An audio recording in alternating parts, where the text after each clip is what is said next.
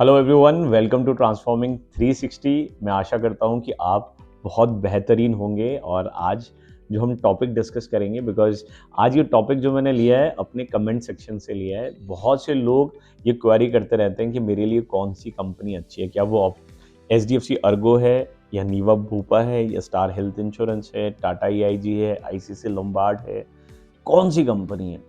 तो मैं उन सभी के लिए एक डिटेल वीडियो बना के लेकर आया हूँ कि ये मैसेज के साथ है कि कौन सा हेल्थ इंश्योरेंस, कौन सी कंपनी है, कौन सा वो प्रोडक्ट है जो आपके लिए बेस्ट है। तो पहली चीज़, जो चीज़ किसी और के लिए फिट बैठ रही है वो ज़रूरी नहीं है कि आपके लिए फिट बैठ रही है। For example, for someone optima restore benefit, किसी के लिए HDFC अर्गो की ऑप्टिमा सिक्योर बहुत अच्छी है, किसी के लिए ऑप्टिमा रिस्टोर बहुत अच्छी है। पर ज़रूरी नहीं है कि मैं भी उसी एज ग्रुप में हूँ और मेरे लिए वो प्रोडक्ट अच्छा है। ये बहुत से फैक्टर्स पे डिपेंड करता है। इसीलिए सबसे इम्पॉर्टेंट क्या है, सबसे ज़्यादा इम्पॉर्टेंट है डिस्कशन करना। और जब हम डिस्कशन करते हैं क्लाइंट से पर्सनली, तो हम बहुत सी चीज़ें आइडेंटिफाई करते हैं। और उसमें सबसे पहला जो फैक्टर है किसी के लिए भी बेस्ट हेल्थ इंश्योरेंस चूज करने के लिए, वो हमें पता चलता है उसकी मेडिकल हिस्ट्री से रिलेटेड। और जब हम मेडिकल हिस्ट्री की बात करते हैं तो मेडिकल हिस्ट्री का मतलब है पैदा होने से लेकर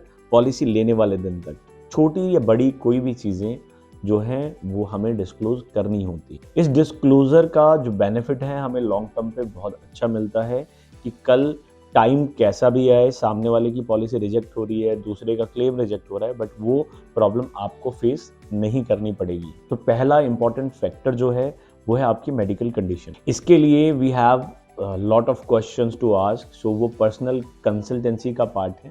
अगर आप भी अपनी पर्सनल कंसल्टेंसी कराने में इंटरेस्टेड हैं तो you can book an appointment by sharing your contact number two my personal email ID, that is amazingdheeraj07@outlook.com, amazingdhiraj07@outlook.com। तो बहुत सारे फैक्टर्स में सबसे पहला फैक्टर आता है ये। अब दूसरा फैक्टर ये आता है कि मेरा इनकम कितना है, मेरा बैकग्राउंड कैसा है, फाइनेंशियली मैं कितना हेल्दी हूँ। बिकॉज हेल्थ इंश्योरेंस, पहली चीज़ तो आपको ये समझनी है, आप आज के लिए नहीं ले रहे, ये आने वाले फ्यूचर के लिए। फॉर एग्जाम्पल, आपकी एज 30, 35 या 40 साल है, तो दैट मीन्स अगर आपकी एज 40 ईयर्स है तो आपको कम से कम अगले 35 साल के बारे में सोचना है। अगर आपकी एज 30 साल है तो आपको अगले 45 साल के बारे में सोचना है। रीज़न, बिकॉज ऐसा ना हो कि बाय द टाइम वो पर्टिकुलर प्रोडक्ट जिसको आज मैंने चूज़ करा उसका प्रीमियम इतना ज़्यादा हैवी हो जाए कि मैं रिन्यूअल के टाइम पे उसको कंटिन्यू ही ना कर सकूं। तो कोई लॉजिक तो नहीं बनता और उसी टाइम पर मुझे क्लेम की ज़रूरत पड़ती है।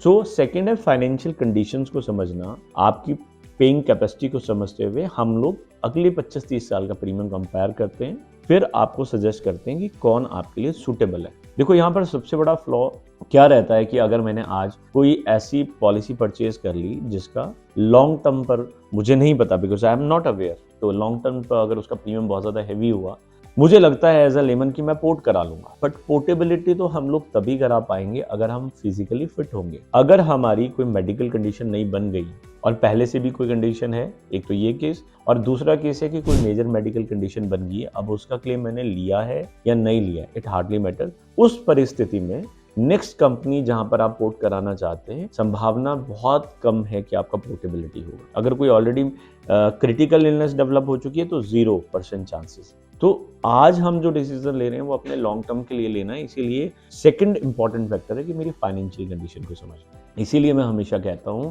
कि कुछ चीज़ें हैं जो हम खुद नहीं कर सकते। I can not be a doctor, ठीक है, तो उसके लिए मुझे डॉक्टर के पास ही जाना पड़ेगा।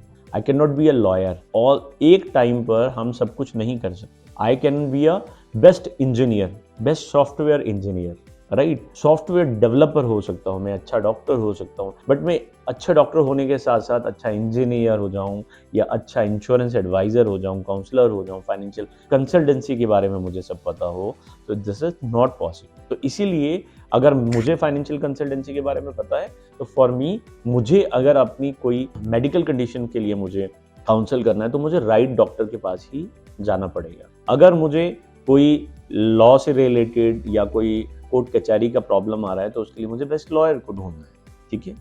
तो इसीलिए अगर मैं गलती करता हूँ, अगर for example for my company if I want कि मुझे कोई सॉफ्टवेयर बनाना है बहुत अच्छा और मुझे लगता है कि मैं बना सकता हूँ, इज इट पॉसिबल कि मैं वो बिल्डअप कर सकता हूँ यूट्यूब में देखकर? No idea. तो मुझे एक राइट कंपनी को हायर करना है, राइट पार्टनर को हायर करना है जो मेरे लिए ये चीज़ें करें। तो सेकेंड फैक्टर जो हम बात कर रहे थे वो है फाइनेंशियल।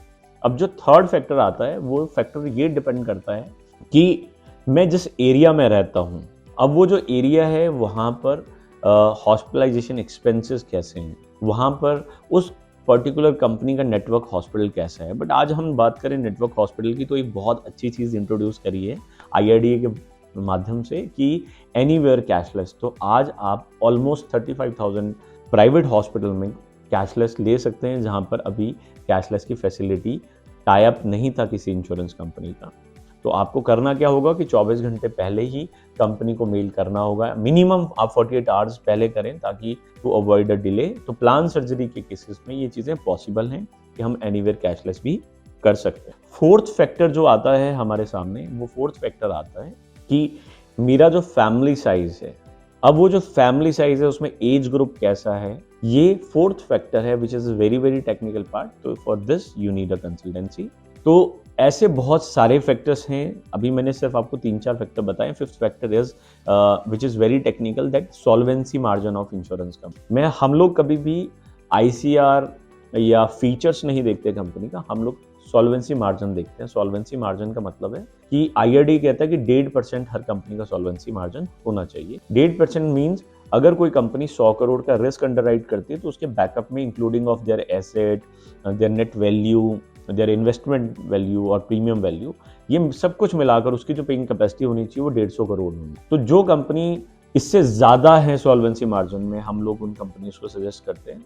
तो fifth factor which is technical, sixth is ICR, seventh is how is the claim reimbursement process of that company. So there are lot of factors, but सारी चीज़ें जो एसोसिएट होती हैं वो सबसे वाले पहले फैक्टर से शुरू होती हैं, हमारे मेडिकल कंडीशंस। सेकंड हमारा पेइंग कैपेसिटी। ये दो बड़े इंपॉर्टेंट फैक्टर्स। फॉर एग्जांपल एक बात करते हैं कि अगर मैंने सबसे बेहतरीन इंश्योरेंस कंपनी को चूज़ करा और सबसे बेस्ट प्रोडक्ट को भी चूज़ करा और अपनी मेडिकल कंडीशन को बताना भूल गया, तो आपको क्या लगता है कि वो क्लेम पेबल होगा? नो माय डियर, आपकी पॉलिसी भी रिजेक्ट होगी और जितना पैसा आपने इतने सालों में दिया होगा वो भी नल एंड वॉइड हो जाए। So I request you, please speak with your right advisor, और you if you think you want consultancy from us, तो you are very open to us. तो मैंने ऑलरेडी डिटेल शेयर करा हुआ है। तो looking forward continuously for your valuable blessing, और मिलते रहेंगे आगे। मेरा एक सजेशन है कि हमने जो एक डिटेल वीडियो अभी कुछ दिन पहले अपलोड करा था कि टैक्सेशन के चक्कर में आप लोग कोई गलत इंश्योरेंस मत परचेज करें, उसको ज़रूर देखें, उसके बारे में समझें, बिकॉज अभी हाई टाइम है टैक्स सेविंग का। और इस हाई टाइम टैक्स सेविंग के टाइम पर हम लोग बहुत ज़्यादा गलतियाँ करते हैं और बहुत से ऐसे लोग बैठे हैं जो हमें मिससेल करना चाहते हैं। सो मैं आशा करता हूँ ये वीडियो आपके काम आएगा, और अगर आपको अच्छा लगा लाइक करें, शेयर करें, कमेंट करें और अपना प्यार ऐसे बनाते रहें। Thank you so much.